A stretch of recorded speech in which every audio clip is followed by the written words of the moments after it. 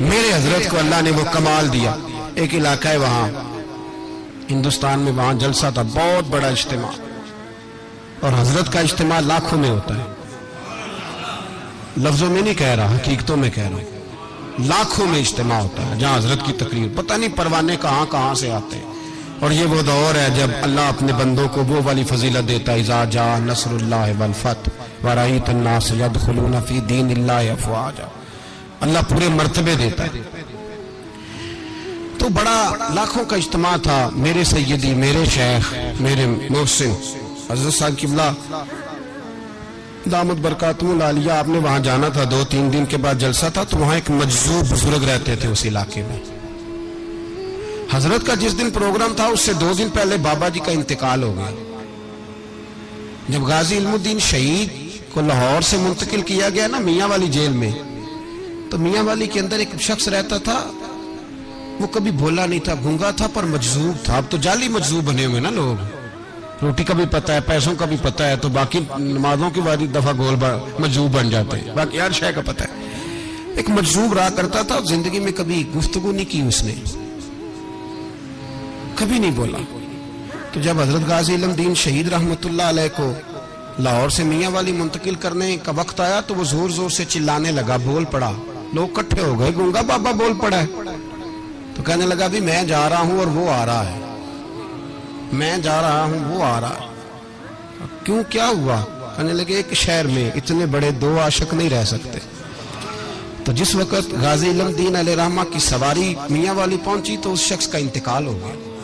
لیکن میں حضرت وہاں جا رہے تھے, تو مجذوب بابا جی حضرت کے جانے سے پہلے انتقال کر گئے, اور جب انتقال کر گئے تو ان کا سارا جسم اکڑ گیا اور کٹھا ہو گیا, جس طرح گٹھڑی کٹھی ہو جاتی ہے. پاؤں اوپر کو اٹھ گئے, ہاتھ نیچے آ گئے, گردن آگے ہو گئی, سارا جسم. علماء پریشان, عوام علاقے کی پریشان کہ بابے کو غسل کیسے دیں, اکڑ گیا سارا جسم, کٹھا ہو گیا. اور کل پروگرام بھی ہے, اور ان بزرگوں کو لوگ جانتے تھے کہ یہ مجذوب ہے, حقا سچا مجذوب ہے. لوگ عقیدت مند بھی تھے. راش ہے, عجیب سی آزمائش. اب لوگ بڑی کوشش کرتے رہے, ڈاکٹروں کو بھی بلایا گیا, سب کچھ کیا, لیکن کوئی حل نہ نکلا. اگلے دن حضرت تشریف لے گئے.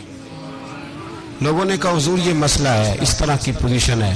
وہ بابا جی ہیں تو وہ فوت ہو گئے, مجذوب تھے, تو کیا کریں؟ آپ فرمانے لگے مجھے لے چلو, مجھے لے چلو. ملا رومی کہتے ہیں ولی کو ولی پہچانتا ہے, ولی کو دکھیے دی گل دکھیا سمجھیں, سکھیے نو کی خبراں. جو اس مقام کا ہی نہیں اسے کیا پتا کہ بات کیا ہو رہی ہے. فرماتے ہیں کہ حضرت فرمانے لگے مجھے لے چلو. حضرت پہنچے, مجمع لگا ہوا تھا سیدھے میت کے قریب. رب کریم کے بندوں کو اللہ وہ مقام دیتا ہے کہ لوگ سمجھ نہیں سکتے. اور یہاں ایک بات کہہ دوں, اگر سمجھ میں آ گئی تو بھی ٹھیک, نہ آئی تو بھی ٹھیک. اللہ کے ولیوں کے تعلقات آپس میں مرنے سے ٹوٹتے نہیں, یہ مرنے کے بعد بھی قائم رہتے ہیں. سمجھ میں آ گیا تو بھی ٹھیک, نہیں آیا تو بھی ٹھیک. بابا جی انتقال کر چکے, وصال ہو چکا. قبر مری تے میرے پیرا جے کر پانے پھیرا, قبر دے وچوں ہڈیاں اٹھ کے مجرا کر سن تیرا. حضرت پہنچے, کان میں بابا جی کے قریب گئے, یوں کان پکڑ کے کوئی بات کی, کوئی بات, اللہ اکبر, کوئی بات کی. جب حضرت نے کان میں کوئی جملہ کہا تو بابا جی کا سارا وجود سیدھا ہو گیا, سارا وجود. مجمع پہ سناٹا طاری ہو, ایسے ہے جیسے کچھ عجیب سا رنگ, حالات بدل گئے. لوگ کہا چلو چلو غسل دو, کفن پہ نہ ہو, جنازہ پڑھے. لوگ جمع ہو گئے حضرت کے پاس, علماء اور مشائخ کا. حضور بتائیے تو صحیح آپ نے کیا کہا, ایسا کیا جملہ کہا کہ کل سے لگے ہوئے تھے سیدھا نہیں ہو رہا تھا. فرمایا چلو ٹھیک ہو گیا نا, جنازہ پڑھاؤ.